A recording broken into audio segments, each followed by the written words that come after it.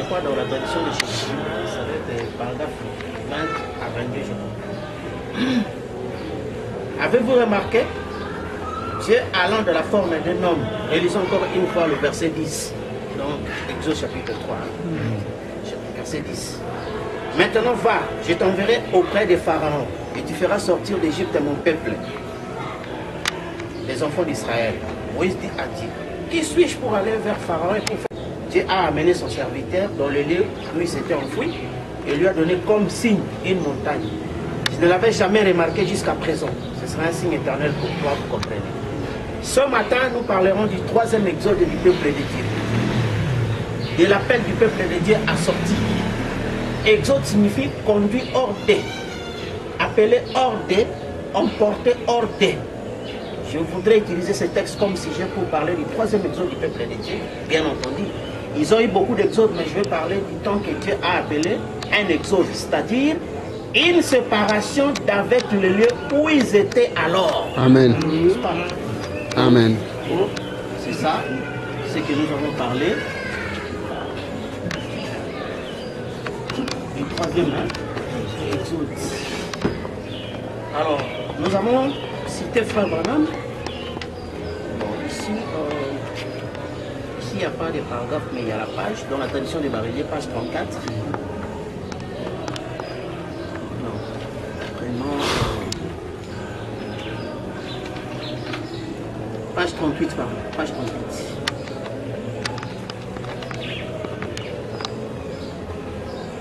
Nous sommes dans un exode. Nous allons arrêter cet enregistrement dans un moment, mais auparavant, chers amis, chers frères ici présents ou au loin, quand vous écoutez ces bandes, laissez-moi vous dire, en tant que frères et citoyens du royaume de Dieu, sortez dans cet exode. Car tous ceux qui seront laissés en arrière porteront la marque de la bête. Sortez de Babylone.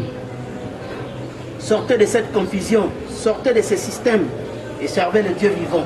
Laissez venir ce glorieux ange de l'Alliance, Jésus-Christ qui est venu en forme de Dieu. Il n'a pas considéré comme une proie arrachée à devenir égal à Dieu. Aujourd'hui, il est la même colonne de feu que celle qui conduisit autrefois le premier puis le deuxième exode. Et voici en train de conduire le troisième exode. Que fit-il alors du premier exode? Il les fit sortir d'un pays naturel pour le conduire dans un pays naturel. Dans le deuxième exode, pays naturel, c'est-à-dire Égypte, à un autre pays naturel, donc Canaan. C'était ça le premier exode. Et deuxième exode, on a dit une condition spirituelle.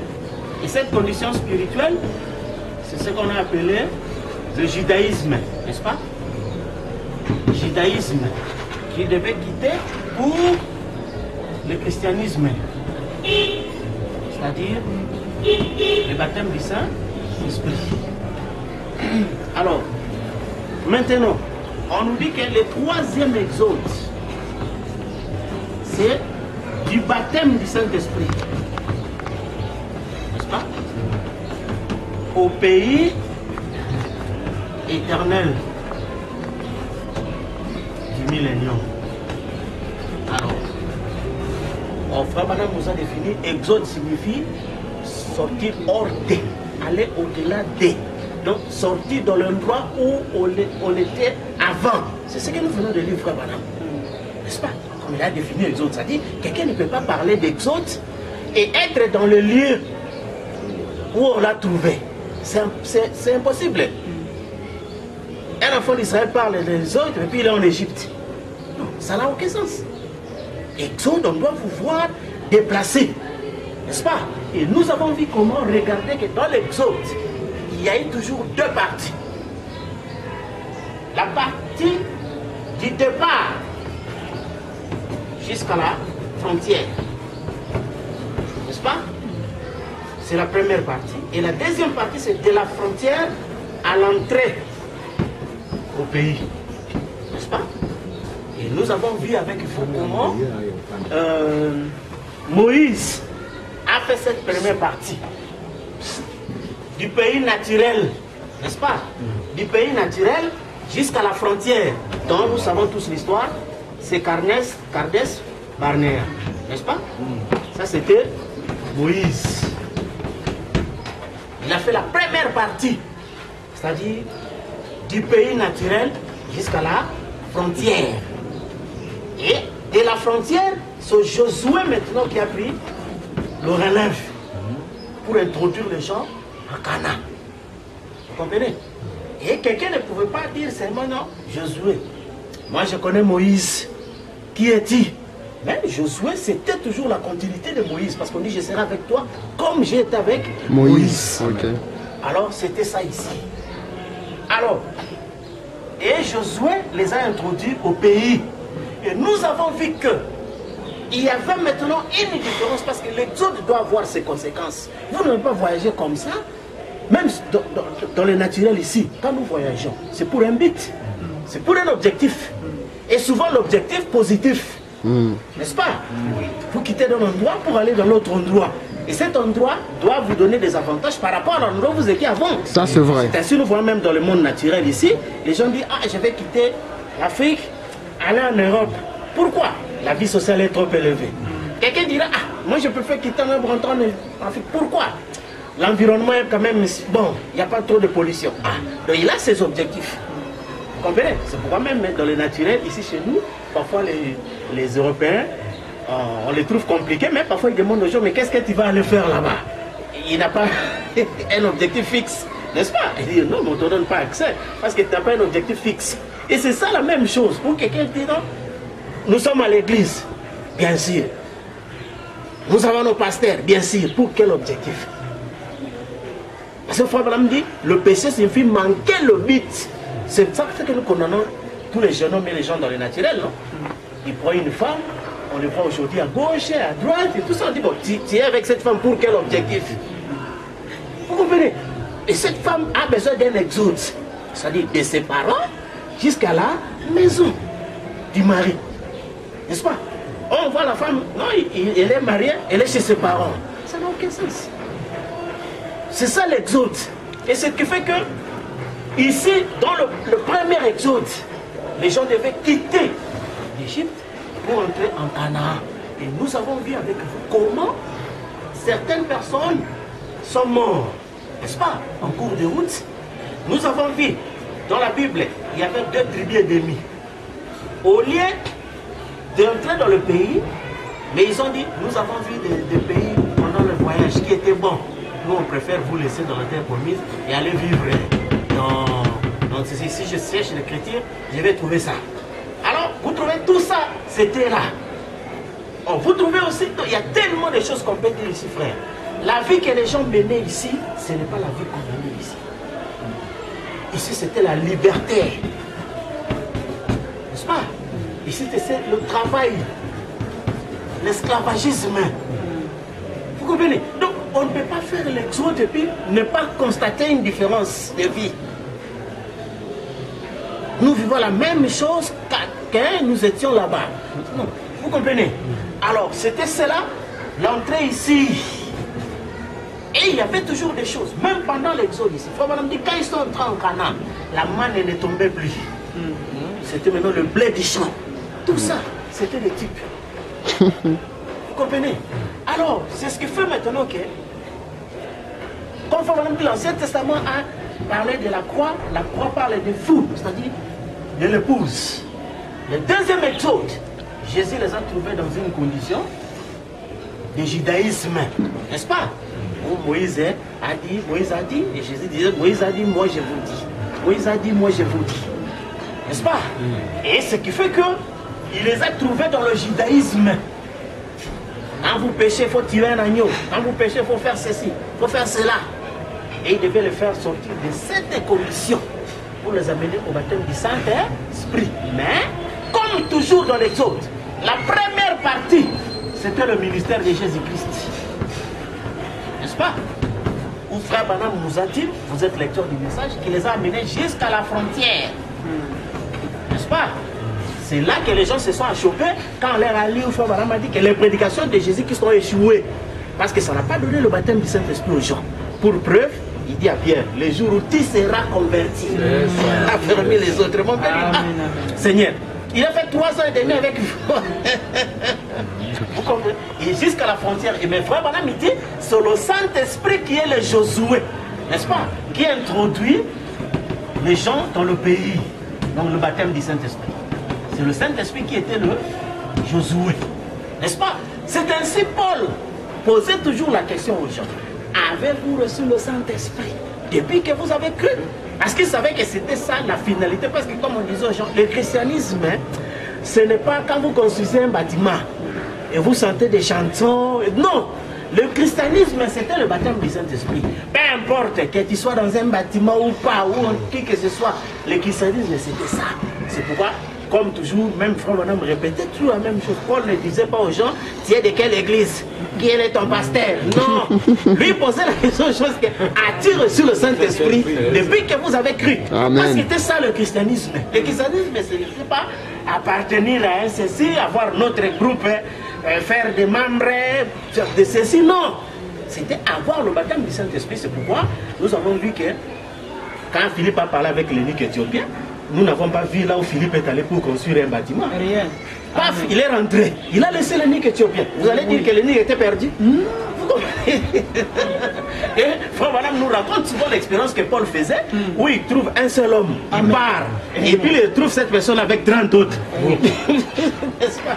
Donc c'était ça. Dans le christianisme en soi, ce n'est pas les histoires que les gens font aujourd'hui, c'est devenu tout un système, toute une entreprise, de père en fils, les maris à la femme. Non, ça n'engage que ces jours-là, c'est du commerce. Amen. Ça n'a rien à voir avec la rédemption. Donc c'est ainsi, vous comprenez que toujours cet exode-là a deux parties. Vous venez de là où vous étiez jusqu'à la frontière. Et puis comme nous avons vu, comme les compagnies aériennes aussi, n'est-ce pas, ils organisent les transportements. Donc pour aller dans une longue distance, on dit bon, avant d'arriver par exemple aux États-Unis, on s'arrête en France, et puis on vous donne un autre avion. Mais c'est de la même compagnie. Même si on vous a changé d'avion, mais c'est la même compagnie. Vous payez le billet pour le voyage complet. N'est-ce pas? Mais on vous fait un escale avec 2 avions. Mais c'est le même voyage. Et c'est ça ce qui a été ici. Le voyage c'était d'Égypte jusqu'à la montagne. Là où coule le lait et le miel. Je prenais un peu sous les ailes de l'aigle. Et le premier avion c'était Moïse. Il les a menés jusqu'à la frontière. Et ils n'ont pas changé de voyage, mais ils ont payé notre pilote qui était Josué. Il les a menés à la terre promise. Et la même chose ici, c'était Jésus, n'est-ce pas, qui est venu faire sortir les gens du judaïsme. C'est ainsi qu'on a vu l'achèvement. Ah, tes disciples ne se lavent pas les mains. C'est écrit noir, c'est bon. Il faut se laver les mains avant de manger. Ces disciples, comment ils font les récoltes, les jours du sabbat? C'était écrit que les jours du sabbat, tu ne peux pas entrer dans les champs. N'est-ce pas? C'est pourquoi vous avez vu dans nos coutumes, les gens ont imité ça, comme le diable imite toujours quand la parole est passée.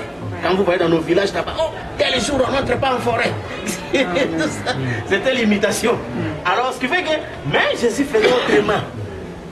Vous comprenez? C'était déjà la sortie du judaïsme même, il les a laissés à la frontière. Il dit, quand le Saint-Esprit viendra, il prendra les choses que je vous ai dit, il vous expliquera. C'était toujours le même voyage. Mais on a changé juste des pilotes, n'est-ce pas? Et puis, jusqu'au pays. C'est pourquoi frère Madame me dit, ne vous y trompez pas. Celui qui est réellement baptisé dans le corps, il ira avec la parole jusqu'au bout.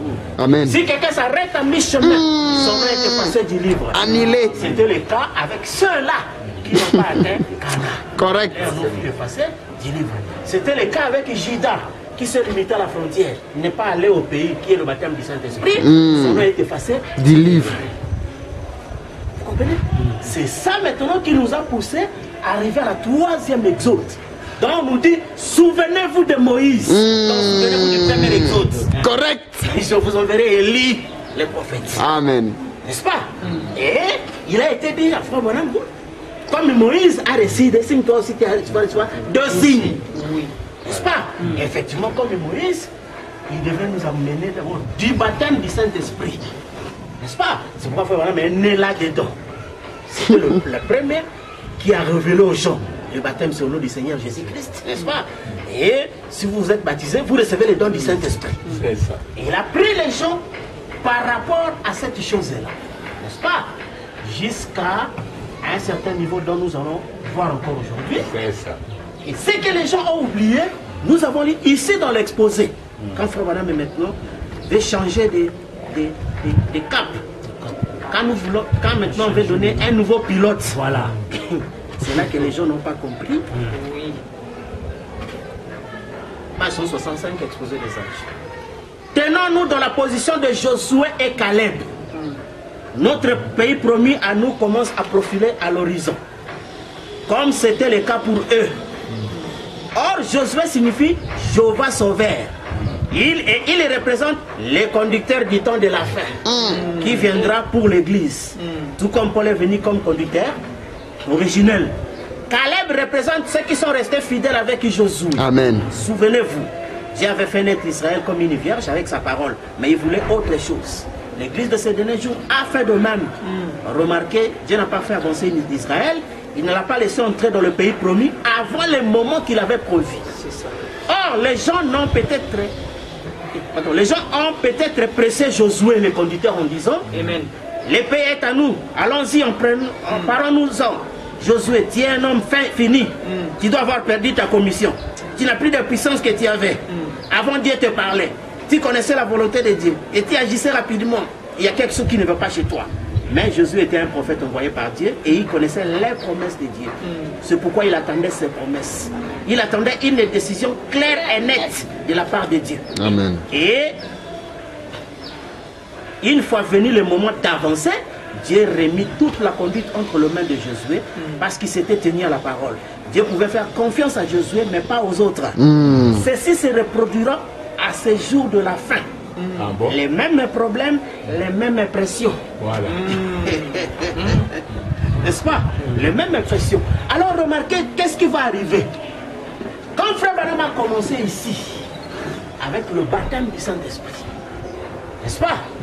Pour faire sortir, selon sa commission, j'ai vu un ange puissant qui venait et qui a dit: sortez du milieu d'elle, mon peuple. Frère Branham dit: donc pourquoi je suis contre les gens organisés? Il dit: c'était l'ange de Malachie 4. Et toute la terre fait éclairer par sa lumière. Alors, il a fait quitter les gens. Donc, nous avons pris du baptême du Saint-Esprit jusqu'à la frontière. N'est-ce pas? Et là maintenant, Frère Branham, Dieu a dit qu'il était comme Moïse, qui a reçu 2 signes. Nous serons donnés 2 signes. Mais remarquez, ici, nous lisons Frère Branham change de position. Il nous demande à nous de nous tenir dans la position de Josué et Caleb. N'est-ce pas? Et c'est ça, vous allez voir que jusqu'aujourd'hui, les gens n'ont pas changé de position. Ils prennent toujours Frère Branham dans la position de Moïse. C'est ça l'erreur. Vous devez le prendre maintenant dans la position de Josué. C'est-à-dire l'entrée au pays. Quitter le baptême du Saint-Esprit pour entrer au pays éternel. Vous comprenez? Amen. Et qu'est-ce que le pays?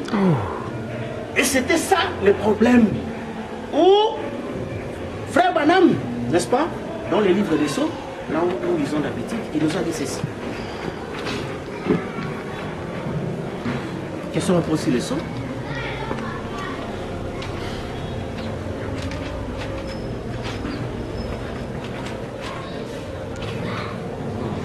Avant de lire question-réponse sur le son, j'ai lu d'abord sa présentation dans que nous connaissons dans l'exposé, n'est-ce pas? Nous lisons d'abord sa présentation.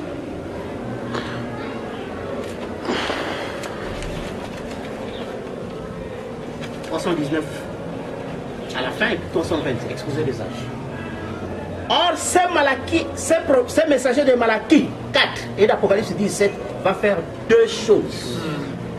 Premièrement, selon Malachie 4, il ramènera le cœur des enfants au Père. Deuxièmement, il révélera un mystère de 7 tonnerres d'Apocalypse 10, qui sont les révélations contenues dans les 7 sceaux. Ce seront des vérités mystères divinement révélées, qui ramèneront littéralement le cœur des enfants au Père de la Pentecôte. Exactement. N'est-ce pas? Donc ici, vous voyez vous-même il a deux choses. Premièrement, d'après Malachie 4, ramener le cœur des enfants au Père. Deuxièmement, c'est clair, révéler les sept honneurs. Mais qu'est-ce que dit Frère Branham pour ces deux œuvres-là? Page 516, livre des Sceaux, question numéro 33. 1 roi 19, Frère Branham, je crois que le nombre de ceux qui n'avaient pas fléchi.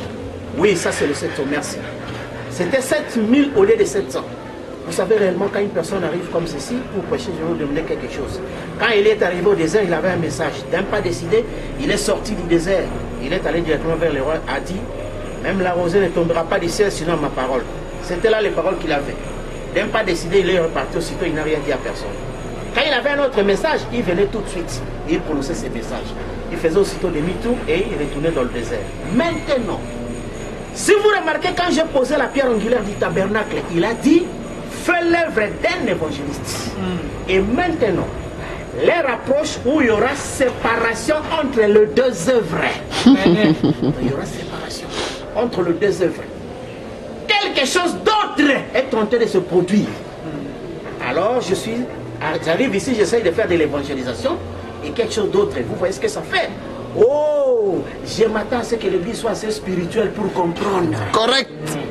Et c'est ici, frère, le problème qui a tué les gens, dont les gens, comme Frère Branham dit, que même les grands serviteurs Comprenons mal le messager. Parce qu'ils n'ont pas compris qu'il y avait deux œuvres. Et ces deux œuvres devaient être séparés. Comme nous avons vu dans le premier exode. Le premier œuvre, c'était de l'Égypte à Kadesh Barnea. Et toute cette génération-là est morte. Nos pères ont mangé de la manne, ils sont tous morts. Oui. N'est-ce pas? Et c'est la nouvelle génération qui entra avec Josué. Et la même chose, beaucoup de gens qui ont suivi Jésus. N'est-ce pas? Il avait commencé avec de grandes foules jusqu'à la frontière. Mais à la Pentecôte, nous n'avons eu que 120. N'est-ce pas? Amen. 120 qui sont entrés au pays. Et c'est par rapport à ça, Frère Branham parle ainsi, 1 sur 1 million. N'est-ce pas?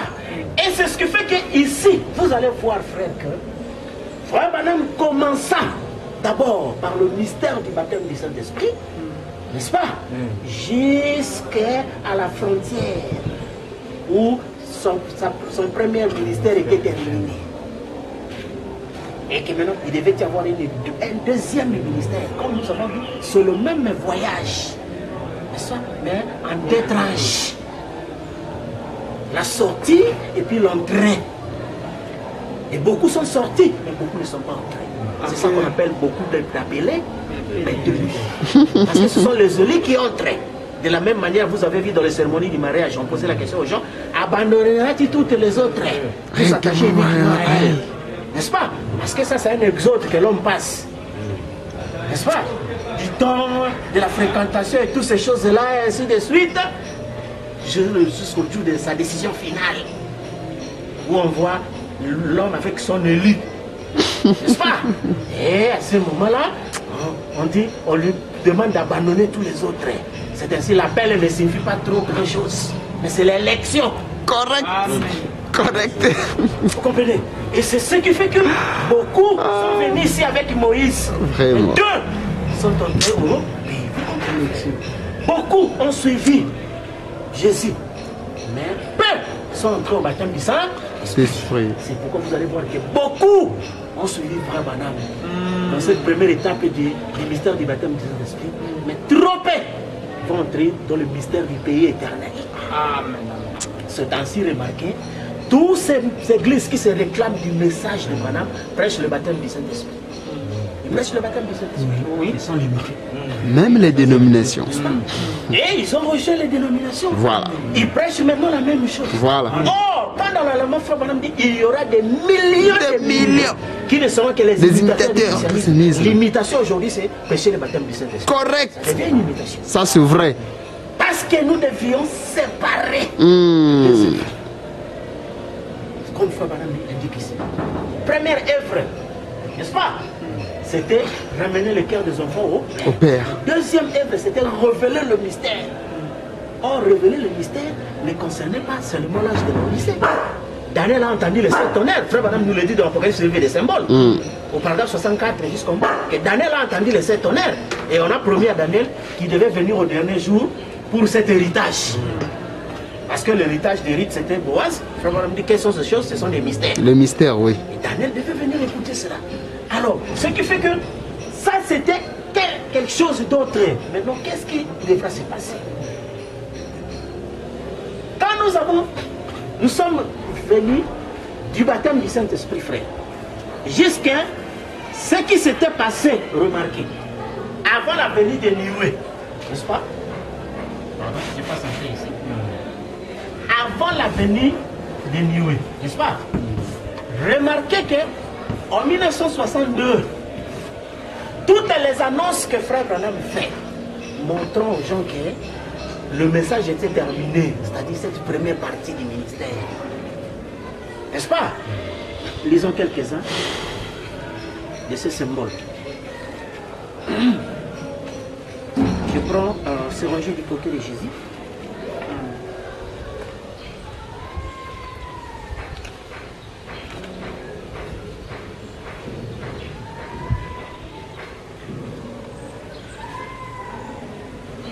Commençons par 58.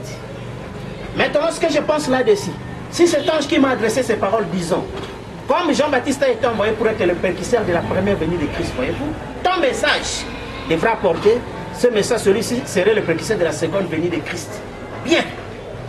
Si c'est de ceci qu'il s'agissait, alors nous sommes vraiment proches, frères, parce que l'heure et la lumière du message sont presque éteints. Avez-vous remarqué lorsque la Pentecôte était descendue et que ses frères étaient remplis du Saint-Esprit à la Pentecôte, il ne s'était pas passé beaucoup de temps que le message a commencé à s'éteindre. Ils ont commencé à établir des églises afin de monter la garde pour Christ, attendant qu'il vienne. Eh bien, c'est la même chose qui est en train de se passer aujourd'hui. Si cette écriture est vraie, je restaurerai, dit le Seigneur, tout ce que les gazam, les yélèques ont dévoré. Maintenant, si c'est cela, est le message. Vous suivez, frère? Pourquoi? Parce que souvenez-vous de l'écriture que nous lisons, la prophétie des Actes 3, où on a dit, répentez-vous, que le temps de rafraîchissement vient de la part du Seigneur, qui vous envoie celui qui vous a été destiné, Jésus-Christ, que le ciel doit garder jusqu'au temps de rétablissement de toutes choses. N'est-ce pas? Donc le ciel gardait Jésus jusqu'au temps de rétablissement. Or Jésus lui-même a dit, il est vrai que lui doit venir et rétablir. C'est ce que nous disions toujours aux frères. Je dis, bon, votre Jésus que vous dites, il n'est pas encore venu. Qu'est-ce qui nous le retient? Parce que d'après la Bible, il n'y a que le rétablissement qui le retenait. Et le rétablissement n'a pas eu lieu. Or, ici, Frère Madame parle. Je restaurerai ces cas de Gézé, dévoré, les Yalaïk et les Azim et tout ça. Et Frère Madame dit, si c'est cela, c'est le message. N'est-ce pas? Je restaurerai, dit le Seigneur, tout ce que les Gazam et les Yalaïk ont dévoré. Maintenant, si c'est cela est le message, que Dieu me pardonne, je ne sais pas. Si c'est cela, alors le temps est presque proche, réellement, parce que le message est terminé. Et l'autre nuit, j'avais rêvé que j'étais allé exercer le discernement, là où un groupe de mes amis s'était rassemblé, et mieux d'entrer dans une réunion. Il y avait un ami qui était venu me prendre. D'habitude, c'est Billy qui vient me prendre parce que lui ne me parle pas. Et cet homme tout bonnement me parlait sans interruption. Et avant que je n'arrive là, tout l'entier m'avait quitté à cause de cela. Ensuite, j'ai dit, bien, je dirais simplement là, je passerai le message, je vous dirai à ces gens, ne vous faites pas des illusions chez les dénominations et tout le reste. Sortez-en comme cela. Et quand je suis arrivé à l'estrade, cela m'avait quitté. Je ne sais pas ce que cela signifiait, mais j'ai continué. Je ne sais tout simplement pas. Frère me dit, ça pourrait être la fin de ma route. Ça pourrait être la venue du Seigneur. Amen. Ça pourrait être le changement du jour. Correct. Amen. Alléluia. Ça pourrait être la venue de ce puissant homme. Amen. Si ça doit être un autre, en dehors de ce qui est déjà venu, ça pourrait être cela. Correct. Ça pourrait être toutes ces choses auxquelles nous pourrions nous référer. Et pendant que je me tiens ici ce soir, devant Dieu, devant vous frères, je ne sais rien. Je ne saurais pas vous le dire. Si je le savais, je vous le dirais. Sinon, je n'aurais pas mentionné. Soulever quelque chose comme ceci, si je ne savais pas comment. Si je savais comment la chose se passe, je le dirais. Mais je ne sais rien. Je ne saurais pas le dire. Immédiatement, je m'en vais aux réunions sans la moindre conduite. Je vais parce que je ne vais pas m'asseoir là-bas. J'aime aller dans le bois comme n'importe qui. Si je suis dans l'erreur, que Dieu me pardonne. Il y a trois choses qui pourraient m'arriver. c'est soit la fin de ma route pour permettre à cet autre d'entrer en scène. Correct. Je lui ai frayé le chemin pour qu'il prenne la relève. Voilà. Parce que rappelez-vous, celui qui vient prêcher se tiendra sur la parole. Amen. Ce sera la foi des enfants à leur père. Ça pourrait être la fin de ma route. Et c'est pourrait qu'il soit en train de changer mon ministère. Voilà. Pour un retour à l'évangélisation au travers, ou bien peut-être qu'il m'appellera plus comme évangéliste et qui va me mener quelque part dans le désert pour moindre afin de m'envoyer Comme le promis. Ça pourrait être l'une de ces choses. Correct. Je ne peux pas continuer de la même manière que dans le passé. C'est ça. Vous comprenez, frère? Vraiment. Parce que je suis, les gens m'ont crié, je dois dire ceci devant les hommes. Plusieurs fois, les gens me considèrent comme étant prophète. Je ne me considère pas ainsi moi-même, non, monsieur. Je ne dis pas cela pour être humble, je dis pour être véridique. Je ne me considère pas moi-même comme étant prophète du Seigneur. Je ne mérite pas cet honneur-là. Je crois que le Seigneur m'a utilisé avec des petites choses spéciales pour servir, peut-être à poser un fondement pour le prophète qui viendra. Un prophète n'exerce pas son ministère de la manière que je le fais. Maintenant, vous savez cela, un prophète n'est pas un évangéliste. Un évangéliste n'est pas un prophète. Il est déjà établi dans l'église, vraiment les apôtres ensuite, et tout ça. Alors, remarquez d'abord que ce qu'il mentionne ici, dans ce évangile du côté de Jésus, vous voyez que quand il est arrivé, toujours dans ce préparatif, vous lisez, c'était le 1er juin 1962. Donc, il montre aux gens que cette première partie du ministère, ce message-là était terminé. Il était arrivé parce que à la fin, dans la parole par la séquence originale. Bon, je prends la traduction des Barillet, page 34.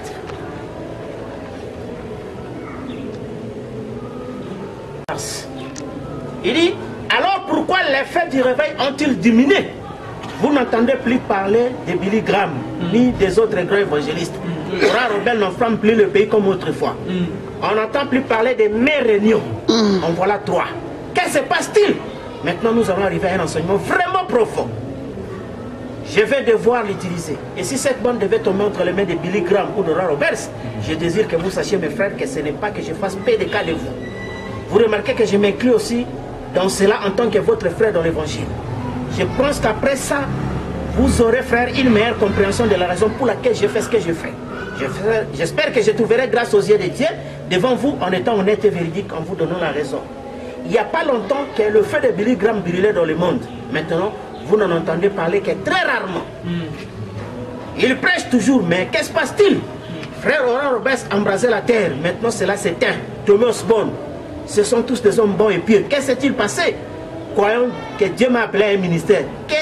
Qu'est-il arrivé au mien? Nous allons maintenant répondre à quelques questions. Qu'est-il arrivé? Vous direz, frère Branham, votre ministère est plus mort de tous. C'est vrai, c'est juste.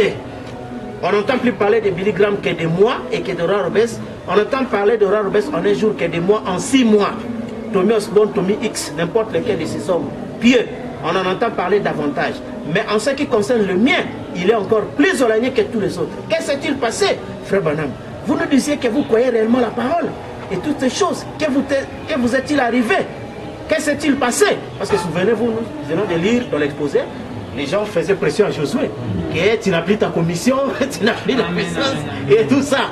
Et la même chose ici. Les chrétiens se répètent. Le même problème. C'est ça. Et ici, les gens disaient ça, mais ton ministère est presque mort. On n'entend plus parler de toi et tout ça.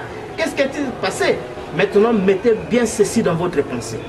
Fermez votre parapluie, secouez-le bien. Ouvrez votre cœur, juste une minute d'écouter. Rappelez-vous que la Bible dit dans Genèse au 1er chapitre que nous avons lu comme base à notre méditation de ce soir que chaque semence produira selon son espèce. Et elle va produire selon son espèce, c'est juste. Rappelez-vous que la terre est pleine de semences et que la pluie les fait produire selon son espèce. Je crois que nous sommes près du temps de la moisson. Ne croyez-vous pas? Vous êtes tous d'accord, nous sommes près du temps de la moisson. Les semences ont été semées. C'est là où cela ne va pas avec nous. Les semences ont été semées. D'où, oh Dieu, je souhaiterais que vous puissiez voir ce qui se passe alors devant moi. Les semences ont été semées, rappelez-vous, il y a un temps pour semer et un temps pour mentionner. Ils savent ce qu'ils ont dit. Très bien, il y a eu 3 différentes sortes de semences qui ont été semées. L'une dénominationnelle, dont Billy Graham était le chef semeur. Laura Robert le fit pour les pentecôtistes. La semence pentecôtiste a été semée. Je parle en ce moment des organisations. Enfin, la parole a été semée. Maintenant, comprenez bien cela, mes amis. Je n'en parlerai plus, à moins que Dieu ne me le dise. Je veux dire que vous comprenez bien clairement ceci. 3 semences ont été semées. C'est la raison pour laquelle les semences sont sur le point d'être terminées partout. Vous comprenez, frère? Partout. Vous voyez? Ça doit être terminé partout. Vous voyez? Les semences doivent être semées avant que la pluie de l'esprit ne tombe. N'est-ce pas vrai? Vous allez être en désaccord, mais attendez une minute. Les semences doivent être semées, ensuite la pluie tombe pour arroser la semence. N'est-ce pas vrai? Et il y a quelqu'un qui comprend hébreu, vous le voulez? Vous qui connaissez le nom hébreu, c'est très bien registré si vous le voulez. Et il va parler de bourré, ainsi de suite. Alors vous voyez maintenant toujours que en cette année-là, un frère Branham a senti réellement, et puis il a dit la vérité aux gens, que ce message-là était terminé. Que ce ministère-là était éteint. Parce que je n'ai toujours pas la prédication, le ciel de l'adoration qu'il a passé à Chicago. Disons paragraphe 6, c'est là que le Branham dit que j'étais comme ça, je me disais, est-ce qu'il y aura encore un autre réveil? Il dit, puis je me suis souvenu, de l'ouest viendra un cavalier au cheval blanc. Vous comprenez, frère? Et quand frère Branham, il a dit que je vais aller à la montagne, ni manger, ni boire, ni quoi que ce soit, jusqu'à ce que Dieu me réponde. Ce n'était pas de la blague. Parce qu'il sentait que, mais qu'est-ce qui va se passer? N'est-ce pas? C'est ainsi que, quand il a eu la vision, il est venu nous prêcher, mais c'est quelle heure est-il? Amen. Vous comprenez? Mais c'est quelle heure est-il? Et dans mais c'est quelle heure est-il? Quand il parle de ça, vous savez ce qu'il raconte. Et la venue de nuée qui devait arriver, et ainsi de suite. Pardon, je crois que j'avais amené ça.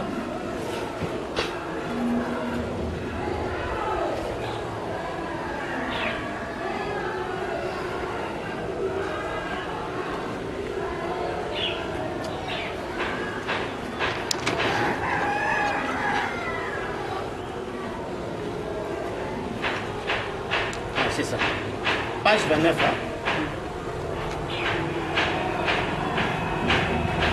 Dernier paragraphe ici, page 29. Maintenant je dis ceci avec respect et dans la crainte de Dieu. Et vous pensez que je m'éteindrai ici, vous croyez même que je suis un prophète.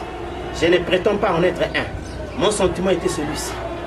Puis l'année dernière, j'ai dit que la seule chose que j'avais vue, c'est que le réveil était terminé. Dans les différents pays, et dans ces pays-ci en tout cas, j'ai fait une tournée d'évangélisation. Et beaucoup d'entre vous sont venus avec moi. Oh, c'était bien. Nous avons eu de bons moments, de bonnes réunions, de grandes foules. Mais cela n'a pas vraiment atteint son but. C'est ce que nous allons dire aux gens. Quel est maintenant le spectacle que quelqu'un va faire aujourd'hui pour convertir le monde? Où on va faire des miracles? Où on va faire ceci? Mais frère, cela n'a pas atteint le but. N'est-ce pas? Oh, il fallait que quelque chose d'autre puisse arriver. Vous comprenez, frère? C'est ainsi le mystère du troisième exode. C'était nous faire sortir du baptême du Saint-Esprit au pays éternel du millénium.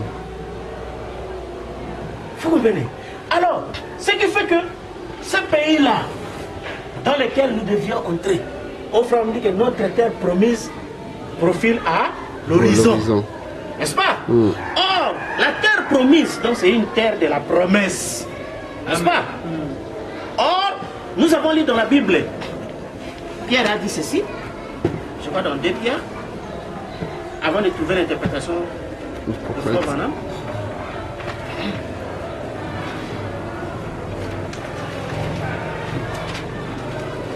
Vous allez voir que les gens ne sont pas dans l'exode, frère. Donc les gens sont dans la dénomination, c'est-à-dire ils sont stationnaires. Il cabote, il n'y a pas la gloire. 2 Pierre 3. Bon. Commençons même à verset 5, hein, vous pouvez lire et tout. Ils veulent ignorer le fait que les cieux existèrent autrefois par la parole de Dieu. De même qu'une terre tirée de l'eau est formée au moyen d'eau, et que par ces choses le monde alors périt, submergé par l'eau. Tandis que par la même parole, les cieux et la terre d'à présent sont gardés réservés pour le feu, pour les jours du jugement de la ruine des hommes impies. Mais il y a une chose bien aimée que nous ne devons pas ignorer, c'est que devant le Seigneur, un jour est comme 1000 ans, 1000 ans sont comme un jour. Le Seigneur ne tarde pas dans l'accomplissement des promesses comme quelques-uns le croient. Mais il risque de patience envers vous, ne voulant pas qu'aucun périsse, mais que tous arrivent à la repentance. Le jour du Seigneur viendra comme un voleur. En ce jour-là, les cieux passeront avec fracas, les éléments embrassés se dissoudront, la terre et ses œuvres qui renferment sera consacrée.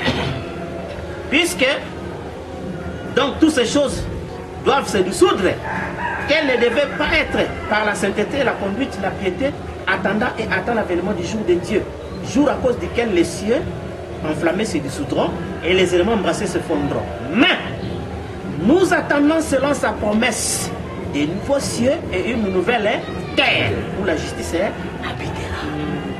Donc il y a une terre de promesses, oui, que nous attendions. Le nouveau ciel et la nouvelle terre. Pourquoi? Parce que Canaan, c'était la nouvelle terre pour les enfants d'Israël. N'est-ce pas? L'ancienne terre, c'était l'Égypte. Ils devaient aller dans la nouvelle terre qui était Canaan. Et la preuve de l'exode, c'était arriver à Canaan. Nous avons vu avec vous le mystère de ce qu'il y avait les 12. N'est-ce pas? Les 2 sont restés en Canaan. Les 12 sont sortis en dehors du... Les 10, pardon, en dehors du Canaan. Et c'est ça le mystère que nous allons voir. Quand nous avons les 5 sens du corps et les 5 sens de l'esprit, ce sont les 10. Pour dire déjà qu'ils n'hériteront jamais le royaume. Amen. La chair et le sang. Mais le 2, donc l'âme est unie avec la parole. C'est ça, frère madame, que la paix de l'épouse sera tentée quand la parole s'unira avec les individus. Or, la parole ne s'unit pas dans la chair, parce que dans la chair, c'est l'onction. Or, parce que, frère madame, vous ne pouvez pas aimer quelque chose qui n'est pas de ta nature. Correct. La chair n'est pas de la nature. De Dieu. Quand par le mystère de l'épouse, c'est là où se trouve sa nature. C'est ainsi vous son allez image. voir. Nous avons posé des questions au pasteur. Nous avons la promesse d'entrer dans le nouveau ciel et la nouvelle terre. Qui va créer ça? Seulement quelqu'un va dire c'est Dieu. Voilà. Comment et quand? N'est-ce pas? Et sous le 40e sceau. Parce que tous les plans de la rédemption sont contenus dans les sceaux. Or, dans les 70 mai de l'année, le frère Madame dit.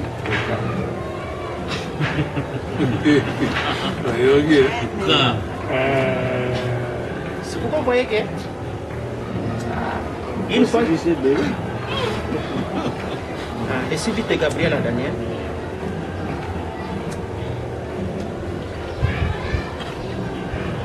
Pardon. Paragraphe 129, 131 à 131. Oh, c'est alors que la ville sera ointe. C'est alors que la nouvelle Jérusalem sera ointe. Et toutes les nations. Dans Apocalypse 22, il est dit que les portes ne se fermeront pas la nuit.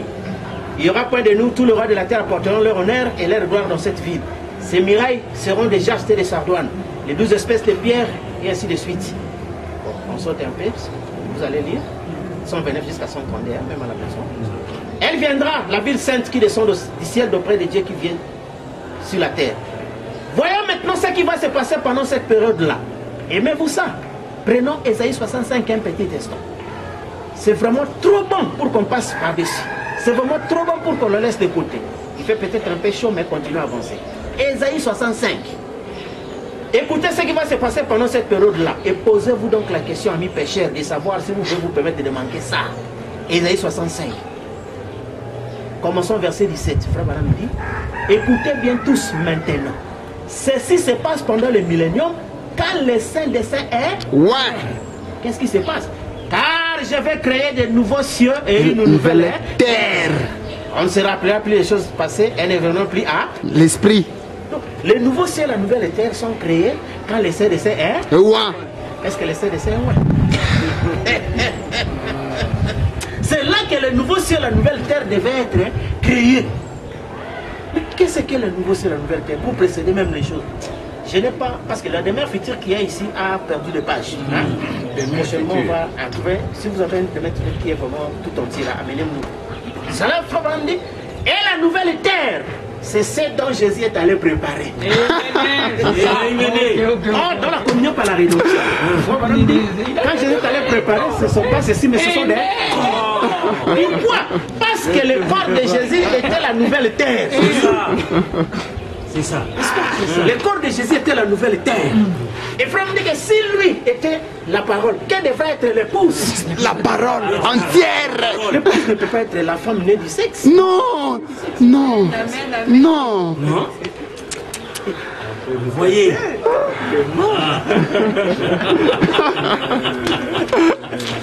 Vraiment. Vraiment. C'est ça. C'est clair.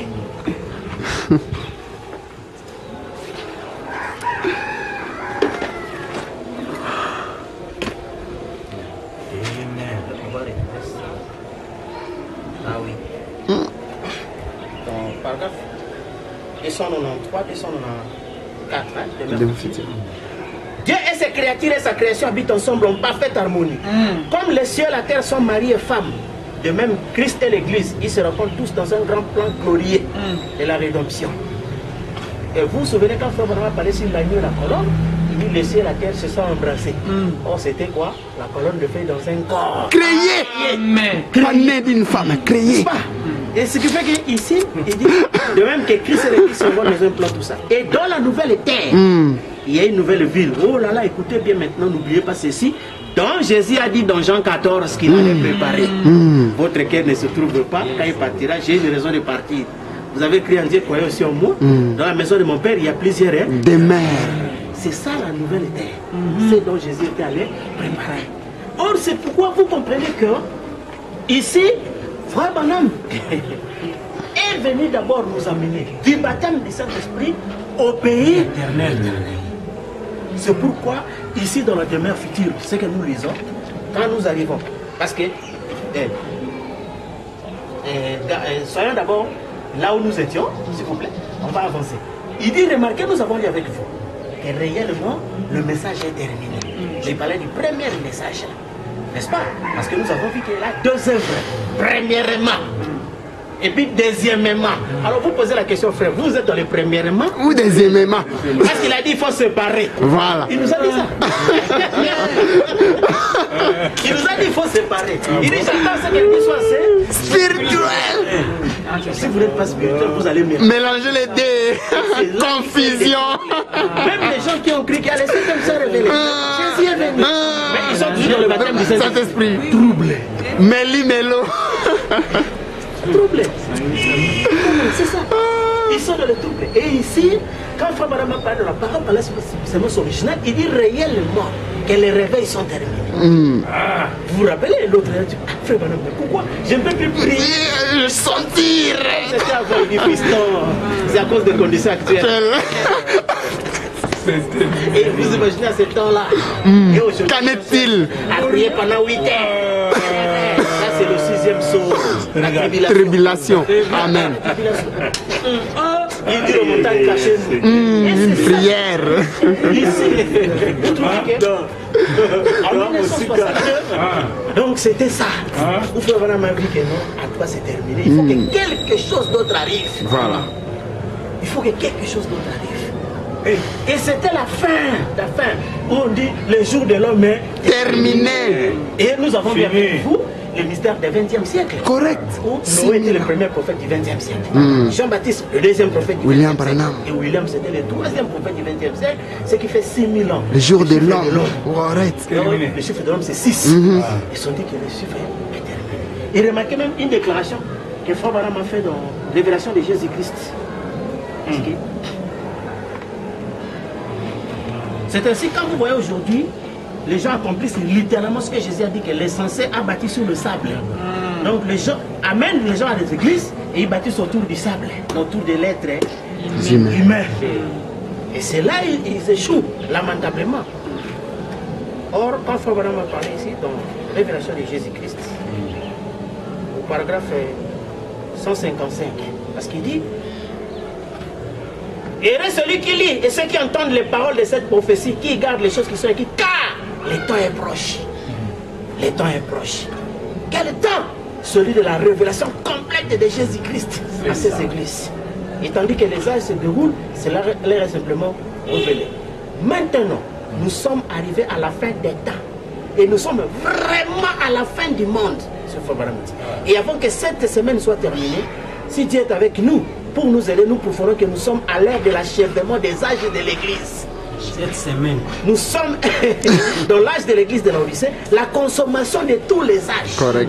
Nous sommes à l'heure de la consommation du monde politique. Oh là là. C'est pourquoi, frère, vous voyez toutes ces distractions-là, au parti ceci, parti ceci, rien ne marchera. C'est juste des chairs à canon. Ce sont des moyens prévus pour balayer certains esprits inutiles sur la terre. Donc vous n'avez rien à voir avec ces choses-là. Donc, nous sommes à l'ère de la consommation du monde naturel, même le monde naturel ici. Nous sommes à l'ère de la consommation de toutes choses. Nous sommes à la fin de toutes les choses naturelles, prêts à entrer. L'autre jour, alors que j'allais à Chiverport ou ailleurs, je regardais, je me dis, les arbres meurent, l'herbe meurt, les fleurs meurent. Je suis en train de mourir, de même l'humain. Le monde est en train de mourir. Tout est en train de mourir. Tout dans ce monde est en train de mourir. Nous qui nous tenons ici ce matin, nous sommes aussi sur le point de mourir. Certainement, il y a un monde quelque part où rien ne meurt. S'il y en a un où tout meurt, il doit y avoir un où tout vit. Amen. Amen. Alors, c'est ça. C'est qu'il préparait déjà les gens. Parce que c'était lui le dernier prophète. C'est pourquoi vous voyez qu'il y a certaines discussions que les gens font aujourd'hui. Vous demandez nos frères. Frère Branham dit, voici je vous enverrai Élie le prophète. Il dit, voici le Nouveau Testament qui se termine de la même manière que l'Ancien Testament. Comment allez-vous tromper ça? Les derniers prophètes de l'Ancien Testament, on dit, les prophètes ont prophétisé jusqu'à Jean, jusqu'à Élie. Et ici chez nous, la colonne de fer se manifestait depuis Paul jusqu'à Branham. C'est pourquoi il avait l'aspect d'un Jasper Sardoine. Les premiers, les derniers frères me disent le même qui était à Éphèse, le même à Laodicée. Aujourd'hui, on va vous promettre un prophète. Il va venir nous dire quoi?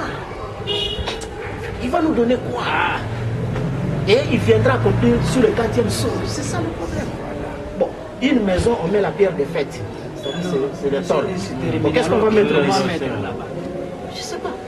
Vous comprenez que... Donc, c'est ça où Frère Branham m'a dit qu'une idée, quelque chose peut vous venir. Mais il faut chercher à placer ça dans le reste. Si ça ne se place pas, laissez ça. Laissez ça. Parce que ça ne se place pas. Même si c'est correct. Et cette écriture-là, où Frère Branham m'a dit, hein, vous savez comment des dégâts ont été faits autour de cette écriture. Je ne peux pas le chemin pour quelqu'un d'autre qui viendra. Ah, cette écriture-là a souffert. Il y a eu des gens, beaucoup de gens jusqu'à aujourd'hui. Dernièrement, je voyais sur le net, les gens s'injuriaient, tout ça. Parce que l'autre a dit, c'est moi que Branham m'avait pas. Les autres l'injuriaient, tout ça. Et je l'ai exhorté ce moment, je dis, non, vous n'avez pas besoin de vous injurier. Prouvez par la parole ce qui est correct. Et c'est ça, les compréhensions charnelles. Oh, ils ont oublié. Là où il a dit que je devais rentrer comme les promis. N'est-ce pas? Ils ont oublié ça. Et en même temps, quand il revient, il n'est pas seul. Parce que tous les miracles l'accompagnent. C'est ça. Et remarquez que ici, quand nous sommes arrivés à la fin, nous sommes prêts à entrer. N'est-ce pas? Et que tout ceci est terminé, on devait entrer au pays éternel du mille. On remarque cette expression ici, parce que le millénaire n'est pas éternel. Le millénaire n'est pas parfait. Mais comment son pays est éternel? C'est ce qu'on a expliqué dans les types. Salomon, son règne avait juste 40 ans. Mais pendant les 40 ans, il a bâti un temple qui devait continuer à perpétuité. N'est-ce pas? Le millénium n'est pas parfait. Le millénium n'est pas éternel, mais c'est pendant le millénium qu'on construit le nouveau ciel et la nouvelle ère. Comme nous venons de dire que Ésaïe 65 s'accomplit quand le Saint des Saints est. Et nous, en termes clairs, nous savons le Saint des Saints, c'est l'âme élue.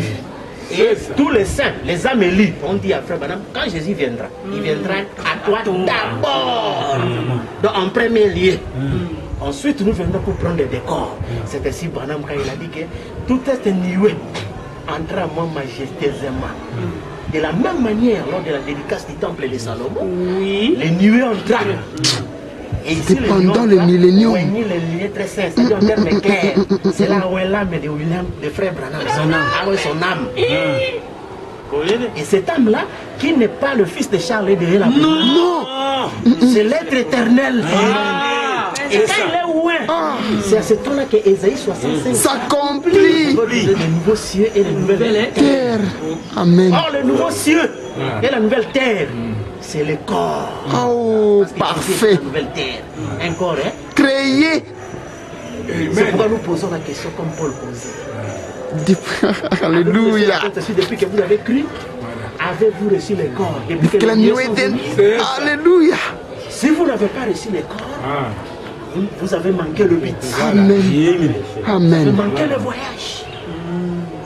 Or, quand le temps s'est terminé, c'est-à-dire, nous quittons la frontière pour entrer au pays, c'est quand la trompette sonne. Et vous vous rappelez, pour entrer au pays, on devait sonner la trompette. On dit quand on a harmonisé les trompettes. Or, quand est-ce que les trompettes ont été harmonisées? Mais ils sont dans le nuée, parce qu'au cours des âges, la trompette n'était pas harmonie. Paul vient. Baptisons au nom du Seigneur Jésus-Christ. L'iter sort. Baptisons au nom du Père, Fils et Saint-Esprit. Trompette sans harmonie. Mais on a dit à Frère Branham, ah, pourquoi vous m'avez élevé ici? Sur terre, tu étais chef. Ah, tu seras jugé d'après ton message. Ah, Paul aussi était chef. Il sera jugé? Il dit oui. Et quand est-ce que le jugement y est? C'est quand les nuées sont venues. N'est-ce pas? Le jugement, c'est qu'on a corrigé leurs erreurs. Et la trompette était maintenant en harmonie. C'est ainsi. Donc, question poste numéro 2, Frère Branham a interprété quand le parfait viendra, le passé disparaîtra. Il dit, quand nous avons, grâce à l'ouverture des sceaux, l'interprétation parfaite de la parole, les sautillements comme un enfant, les paroles à langue, toutes ces choses sont abolies. N'est-ce pas, abolies? Et c'est ça. Donc c'est là où la trompette a sonné avec harmonie. Et le physicien, j'ai entendu un physicien, quand nous étions dans les études, parce qu'on étudiait la divergence et la convergence. Il dit que la divergence, c'est une manque de force. Parce que quand les sons sont divergés, il n'y a pas la force. Mais dit, quand vous prenez les sons, vous les convergez, ça peut percer un mur. Et lui, comme il était un incroyant, il dit, ah, j'ai compris pourquoi les enfants d'Israël ont fait tomber les murs. Tiens, avec conversé leur voix. Et effectivement, c'était ça, la convergence. Et dans les niveaux, c'était la convergence des trompettes. Donc, avec un son non confus. Et qu'est-ce qu'on a dit? Quand on a vu Frère Branham comme cavalier au cheval blanc, tout le monde pouvait entendre clairement. N'est-ce pas? Et c'est là où la Bible a parlé de le niveau entre la main de Zorobabel. N'est-ce pas? Donc l'opposé de Babel. Donc celui qui enlève la confusion. Vous comprenez? Et c'est ça ce qui fait que, ici, dans le millénium, parce que nous avons vu le mystère du millénium, n'est-ce pas? Frère Branham nous a dit noir si blanc, que s'il avait un mot à dire, il choisirait son temps parce que c'est l'âge d'or, n'est-ce pas? Et on a démontré comment était l'âge d'or. Et c'est dans ce temps-là que le millénium n'est pas éternel, n'est-ce pas? Frère en tant qu'humain n'est pas éternel, mais il reçoit une onction qui ouvre son sang des saints, et de cette onction-là, il crée le nouveau ciel et la nouvelle terre. Or, qu'est-ce que Frère Branham nous a dit? Qu'est-ce que Frère Branham nous a dit? Tenons-nous à la position de Josué et Caleb. Josué n'avait pas la même commission que Moïse. Moïse, c'était la sortie. Mais Josué, son rôle, c'était distribuer des terres. Partager. N'est-ce pas? Distribuer des terres. Son souci, c'était que chaque tribu ait la Terre. Vous comprenez? C'est pourquoi, Frère Branham, dans la position de Moïse, nous avons dit dans les signes, par exemple, des sangs. La sortie d'Égypte à Israël, c'était le type de l'enlèvement. Il dit, l'Égypte, c'est l'église, Israël, c'est l'épouse. Et Frère Branham, il dit, et donc le 7e depuis Adam était enlevé, c'était le type du 7e âge qui est pris hors de la Odyssée. Et nous avons vu avec vous que l'épouse est enlevée au temps même du message. Oui. Ce n'est pas que le message termine et puis il va. Non. Frère Branham dit, dans l'âge de Philadelphie, par exemple, 33, l'épouse est enlevée au temps même du message. Comme au temps de Noé. Est-ce que les animaux étaient enlevés après Noé? Non. C'est au temps même du message. Lui-même est la leader. Et les animaux étaient. Et Moïse aussi, au temps même du message qu'Israël était sorti. Amen. Ça, c'était la première partie. Mais la partie de Josué, son rôle à lui, c'était distribuer des terres. Oh, les terres, là, ce sont des corps. Et quand est-ce qu'on distribue des corps? C'est quand la trompette de Dieu sonnera. Et les morts en Christ ressuscite.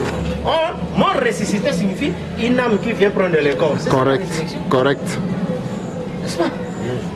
Et c'est ça où Frère Branham m'a dit d'abord dans la révélation de Jésus-Christ, quand il prophétisait, il dit paragraphe 336. Un de ces jours, tout, même le temps s'arrêtera. Quand la trompette de Dieu sonnera, que les morts en Christ se ressusciteront et que le jour poindra, éternel, radieux et beau.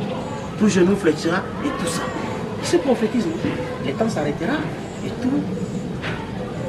Même le temps s'arrêtera, les jours, tout ça. Quand la trompette de Dieu, tout le monde le sait, nous avons lu à maintes reprises dans la marche. La dernière trompette de retentit au même état que le dernier ange donne son message. Amen. Le septième saut s'ouvre et les morts Ressuscite. C'est ça ce que nous avons lu dans la question posée la Genèse, paragraphe 85 à 26. Au retour de Jésus, voici la part glorieuse. Les esprits surnaturels dont des théophanies là viendront sur la terre pour prendre des corps qui ne sont pas nés de la femme mais créés par la parole. Amen. C'est pourquoi les gens n'ont pas compris quand Frère Madame dit que l'écureuil soit l'écureuil fille. Frère Madame dit le prophète n'est pas seulement un voyant. Mais il est l'interprète de la parole. Il interprète la parole qui est dans sa propre vie. Ses œuvres authentifient la parole du jour. Et quand cette chose-là c'est création. Vous comprenez? Et cette création, c'était ça. Alors c'est ce qui fait que ici maintenant, nous quittons le baptême du Saint-Esprit pour entrer au pays éternel du millénaire. Parce que le baptême du Saint-Esprit avait lieu avec la partie charnelle. Parce que vos filles auront des songes, des visions, c'est dans la deuxième sphère. N'est-ce pas? Et en même temps, ça vous donne la prise en charge de la sanctification. Mais, Frère Madame vous a dit, dans les choses qui doivent être,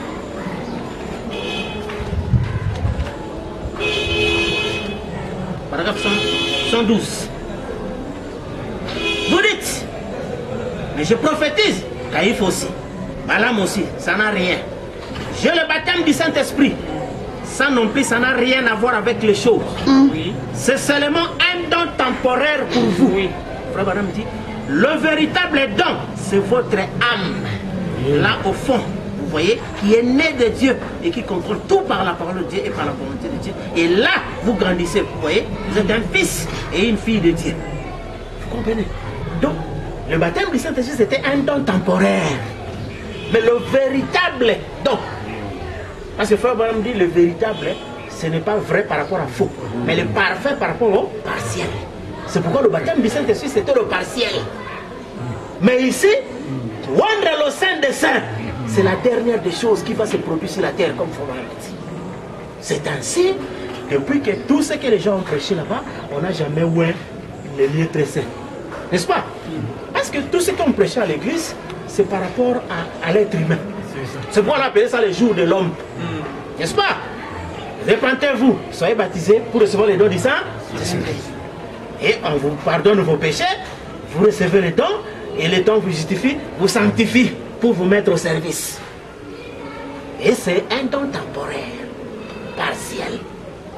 Mais le véritable don, c'est l'âme. Et l'âme n'a jamais été loin. N'est-ce pas? Frère Madame dit, il n'y a eu aucune chose pour stimuler l'épouse. Et il faudra nécessairement laisser ton air pour mettre en mouvement l'épouse. Tout ce qu'on nous a prêché dans les églises-là, notre âme n'a rien bénéficié. Mariez-vous bien. La chair. Portez les beaux habits. La chair. Faites ceci. La chair. Tout cela. Nzoto. Bien. Mais jusque-là, l'âme est là. Calme. En attendant la promesse.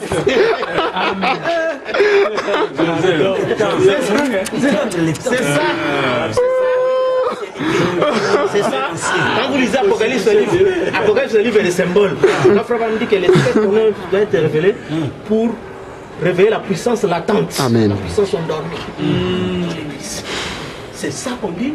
La nature, comme on a dit aux gens, la nature n'attendait pas Jésus. Non. La nature soupire attendant les manifestation des fils. Or, la chair n'est pas fils de Dieu. Non. Parce qu'on a dit à Abraham, quitte le pays de ton père et ta mère. Ça, c'est ma mère et mon père. Qui l'ont fait.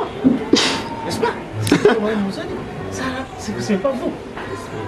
Vous, l'Esprit de Dieu, qui est à l'intérieur, ça, c'est pas vous.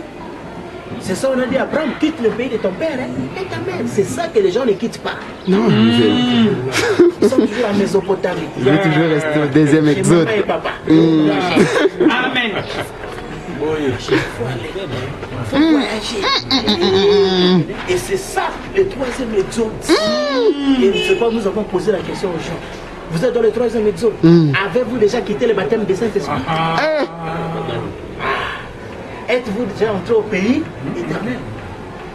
N'est-ce pas? Parce qu'il faut quitter le baptême du Saint-Esprit. Et entrer au pays, n'est-ce pas? Or, dans la demeure future, nous avons lu.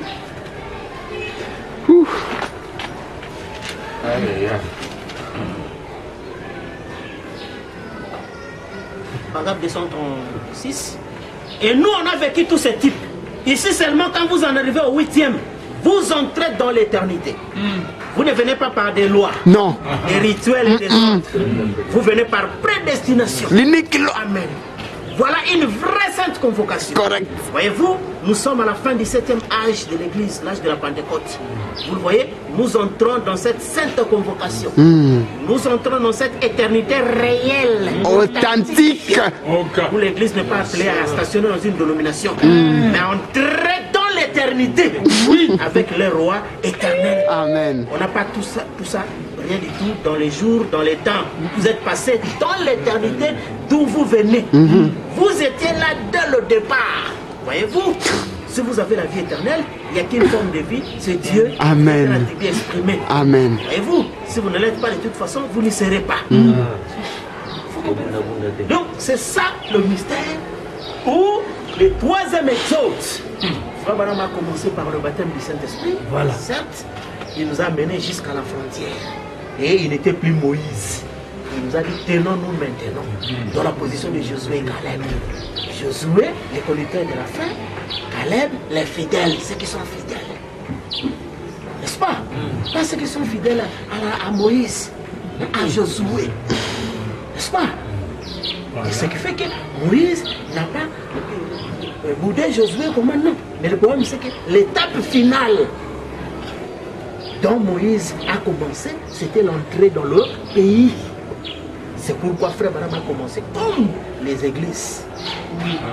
Voilà. C'est qu'on appelle préparer la venue du Seigneur. Et puis, même cette histoire-là de préparer la venue du Seigneur, je ne sais pas ce que les gens ont réellement compris. Paragraphe 44, les choses qui doivent être.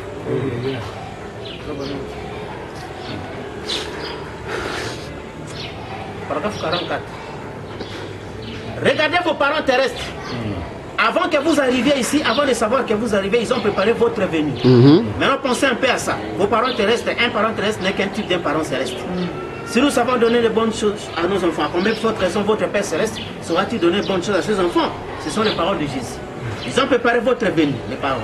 Ils ont fait un petit berceau, ils sont allés chercher un peu de petits chaussons et petits vêtements et tout. Ils ont préparé votre arrivée. Tout préparé avant même que vous arriviez sur terre. Jésus est allé préparer notre venue là-bas. Maintenant, remarquez, il y a beaucoup de demeures dans la maison des morts. Jésus n'était pas allé préparer sa venue. Lui, il était déjà venu. Mais lui, il est allé préparer notre venue. Amen. Donc, c'est ça. Mais les gens attendent qui?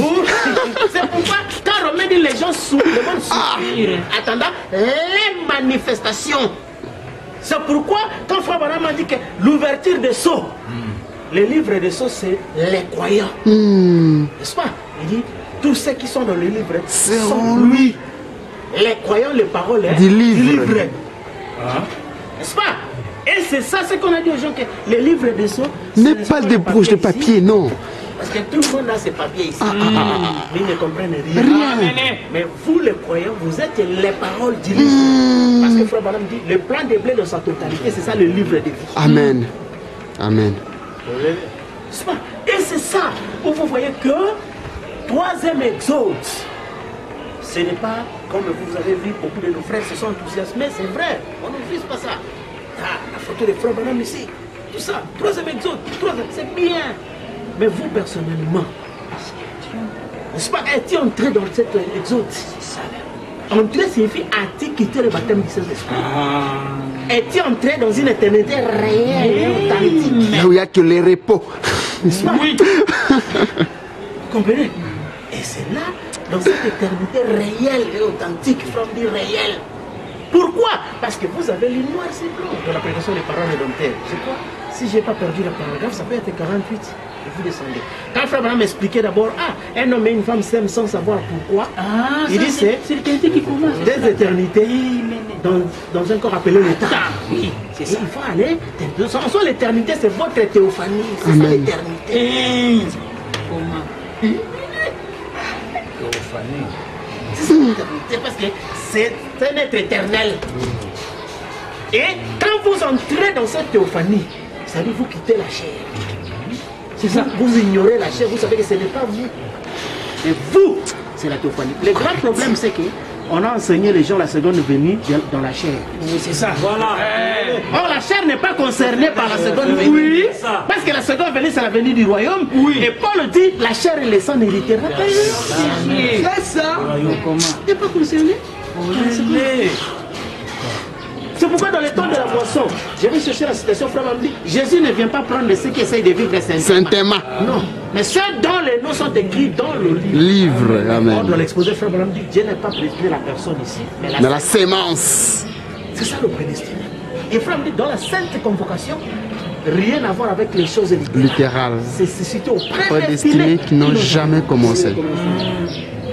C'est ainsi, vous comprenez que nous, quand on a commencé à parler, les gens ont dit, ils ne prêchent pas aux gens la sainteté, ils ne prêchent pas l'immoralité. Nous leur avons dit non, nous prêchons ni la moralité, ni l'immoralité, mais la vie éternelle. Correct. C'est ça. Les sons, ce n'est pas la morale, ce n'est pas non plus l'immoralité, mais c'est la vie éternelle. Parce que la moralité et l'immoralité, c'est contenu dans l'arbre de la connaissance du bien et du mal. C'est ça l'arbre de la mort. Ça renforce en elle la connaissance du bien et du mal.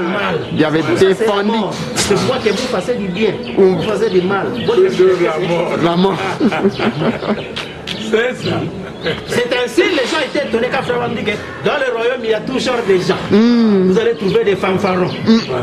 Dans le royaume. Et tout ça. C'est pourquoi Daniel a dit les livres furent ouverts. C'est en cela que Frère Branham nous a parlé des natures zodiacales. Où chacun est né sous son signe, il y a des natures et tout ça. Nous ne confondons pas ça avec la sanctification. Parce que chacun a ses faiblesses et ses forces dans cette chair ici, qui est l'ennemi de Dieu. Frère Branham a dit aux gens que mon premier ennemi, c'est moi. C'est ça l'ennemi. Mais on dit, mais pourquoi les nourrissez? Oui, parce que Jésus disait, aimez vos ennemis.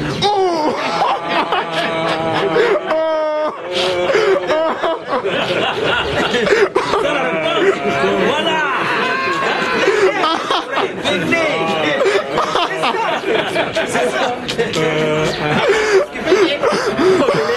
Au jour du jugement, Jésus a dit, on mettez mes ennemis devant les, détruisez-les. C'est pourquoi nous détruisons même notre propre chair. Donc je dis que même ma chair ici, c'est un démon. Pour commencer. Il est né sous le plan du diable, selon le sexe. Il est condamné. Vous comprenez? C'est ça. Ce qui est éternel. C'est pourquoi les gens étaient achoppés quand Frère Branham dit Jésus n'était pas éternel, mais moi je suis éternel. Ah oui. Et les autres ont pris ça dans la chair. Sa chair là-bas ne va pas être. Lui, ce n'est pas la chair, parce que lui, c'est l'esprit. Faut me dire, le corps, ce n'est pas vous, n'est-ce pas? Oui, oui, oui. Ce que nous avons lu ici.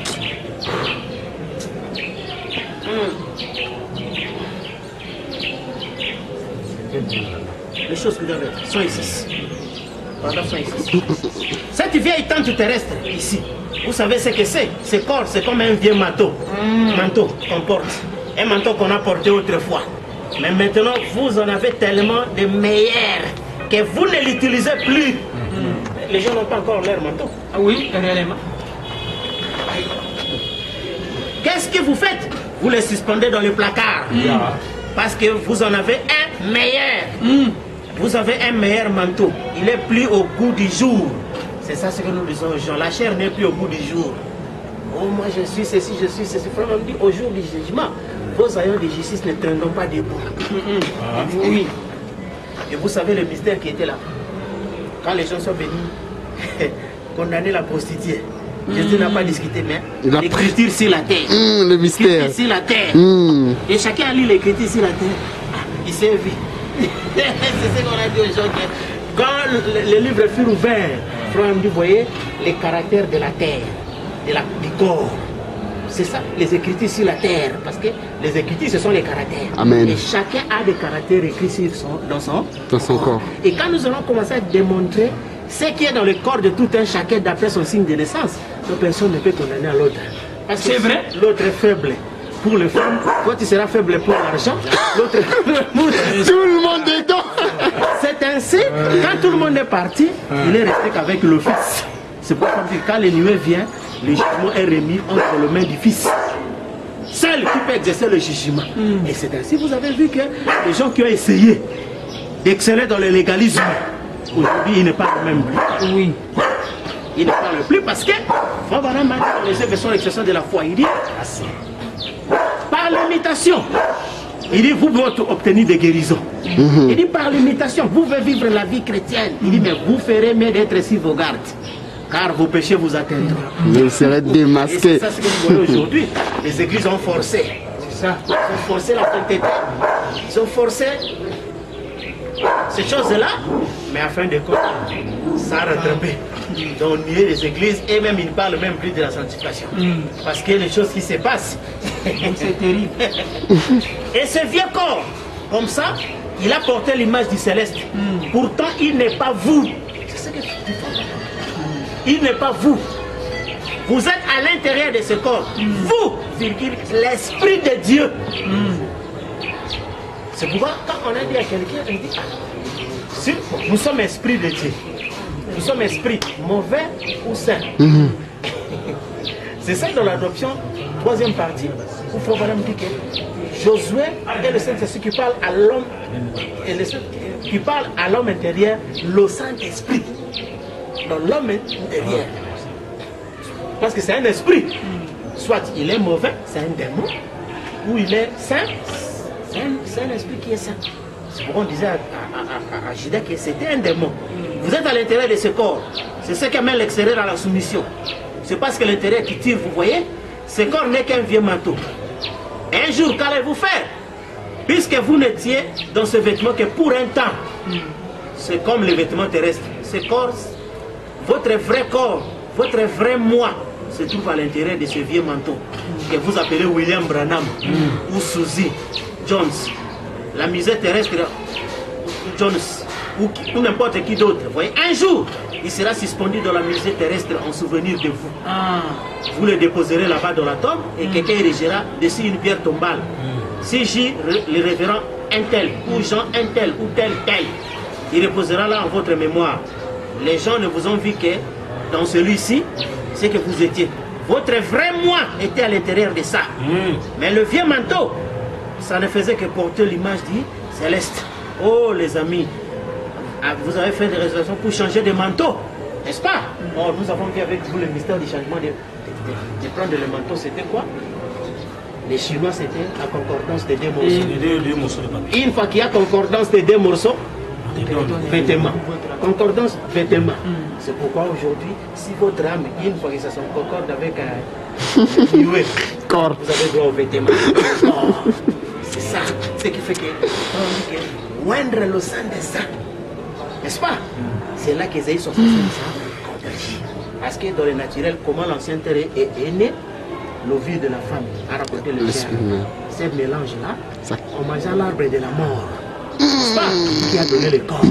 Bon, l'arbre de la mort, c'est mystérieux. C'est pourquoi on disait aux petits enfants, attention petit, ne mangez pas l'arbre. C'est un plaisir, mais comme conséquence, ça produit le corps. Et les gens ne savent pas que quand nous mangeons l'arbre, nous avons le plaisir. Comme conséquence, nous plaisir le corps. Parce que c'est l'union invisible. Honneur à la ville. C'est-à-dire l'ovule et le germe. Amen. Vous comprenez? Amen. Sa femme m'a dit, on dit comment faire le corps? Il dit non, par la nouvelle naissance. C'est là entre là-dedans. Et autour de cette parole, le corps se matérialisera. Amen. Amen. Amen. Et c'est ça le mystère. Et les gens ne comprennent pas. Alors c'est pourquoi le troisième exode, c'est que nous avons marché, nous avons cru. Oui, vraiment, frère Madame, quand il est venu avec le baptême du Saint-Esprit, comme Moïse, et nous l'avons réussi aussi comme Josué, qui nous a introduits dans le pays éternel. N'est-ce pas? C'est pourquoi nous n'avons pas réussi, frère Madame, dans les temps. mais nous l'avons reçu dans l'éternité. Voilà. Vous comprenez? Et c'est pourquoi les gens sont restés dans le temps. Cela est devenu dénomination, parce que c'était le 7e jour. Et la nourriture ne devait pas laisser le matin. Et Coupola. Le matin, c'est le lever du soleil, qui sont les nuées. Et remarquez, frère, quand Frère Branham a commencé au Branham Tabernacle, il a dit aux gens, nous n'allons pas commencer seulement comme ça, on va mettre un panneau sur lequel nous écrivons tous nos doctrines. N'est-ce pas? Nous croyons au nom de Jésus, les baptêmes, les ceci, les ceci. Mais remarquez, quand il a parlé de message solaire, il dit au jour de la voix du 7e ange, quand ils sont là de la trompette, les mystères de Dieu seront accomplis. Frère dit, en voici quelques-uns des mystères. 1, mystère 2, 2, mystère 3, mystère. Donc, c'est un nouveau carnaval. Donc, dans ce carnaval ici, il n'y a que des mystères. Mystères. C'est ça où, frère, nous venons de lire. Il révèle les 7 tonnerres qui sont des vérités mystères, pas des vérités ordinaires, mais vérités mystères. Oh, ne volez pas. Oui, c'est une vérité, mais c'est ordinaire. Parce qu'on a parlé de la manne cachée. Il y a une manne publique, réservée à tous. Mais au vainqueur, c'est la manne cachée. C'est caché. Vous comprenez? C'est pourquoi dans le lever du soleil, quand vous avez les frères, madame dit, si un homme mère donne sa vie, c'est ça la bonne nouvelle. Si une femme mère un enfant, c'est ça la bonne nouvelle. Il dit l'évangile suffit la bonne nouvelle. La bonne nouvelle aujourd'hui, c'est que le Fils est sorti du sépulcre. Il n'y a pas de il viendra, ou il pourrait qu'il vienne, mais il est venu. C'est ça la bonne nouvelle. Amen. Et c'est ainsi, vous remarquez, frère, que le 3e exode, nous avons voyagé réellement. Préférez voir la définition de frère Branham, sorti de là où vous étiez auparavant. Mais jusqu'aujourd'hui, les gens ont fait du surplace. Et c'est terminé là. Vous l'avez accueilli comme Moïse ou comme Jésus? C'est ça la chose. Parce que comme Moïse, la mission était déjà terminée. Lui-même a dit le message est terminé.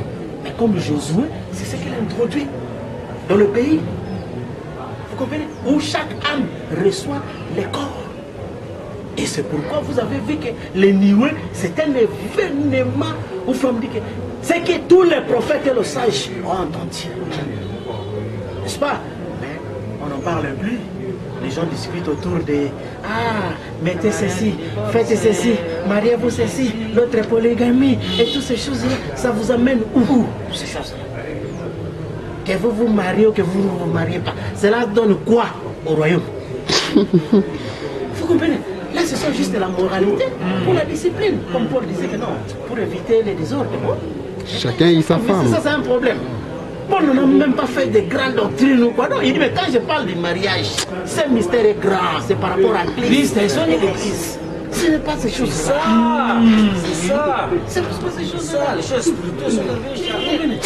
Et c'est ça ce que les gens ne comprennent pas. Comme on dit que pendant que les ecclésiastiques ne savent pas quel genre d'école il faut mettre, quel genre de robe, il dit, nous Dieu ouvre les seaux. C'est pourquoi vous voyez que quand on était ensemble avec des beaux, c'était ça le problème.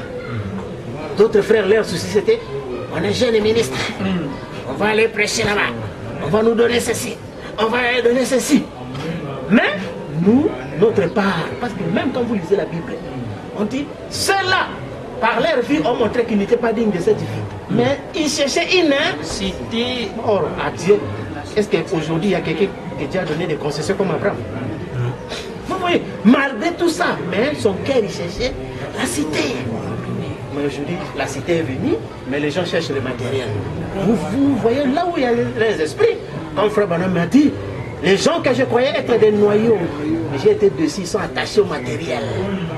C'est ça. Où vous comprenez que la grandeur d'un prédicateur, c'est le fait de construire un bâtiment. Mais qu'est-ce que le bâtiment a à voir? Qu'est-ce que le bâtiment a à voir? Nous, quand on a parlé ici, on n'a pas parlé. Oui. C'est déjà parlé. C'est la pluie dans notre salon. Amen. Donc, c'est ce qui fait que l'important, ce ne sont pas ces choses-là. Nous ne sommes pas venus pour ces choses-là. Lui-même a dit Branham. Vous comprenez? Nous sommes venus, surtout notre but aujourd'hui, nos âmes sont venues pour prendre les corps. Et exercer le jugement contre les impies. Selon 1 Corinthiens 6, ne savez pas que les saints jugeront la terre. Amen. C'est fini. Les autres choses là, c'est à quoi? Mais notre importance ici, la terre, c'est ça. Comme Frère Branham dit, Jésus s'occupait constamment des affaires du Père. Et Frère Branham m'explique, il dit les affaires du Père consistent à démontrer que les dénominations ne sont pas siennes. Oui. Or, dans l'application du nom de Jésus, Frère dit comment naît une dénomination. Dieu révèle une vérité. Et les gens ne veulent pas avancer dans l'autre vérité. C'est ça la dénomination. Ce n'est pas un bâtiment qu'on a écrit, non. C'est le fait de s'arrêter, vous ne voulez pas avancer. Et notre affaire, c'est vous démontrer que vous n'êtes pas de Dieu. Vous faites vos propres affaires. Vous comprenez, frère? Amen. Alors c'est ça, vous voyez que nous allons continuer vraiment parler de cette fête-là et nous réjouir. Alors, honneur à la vie, honneur.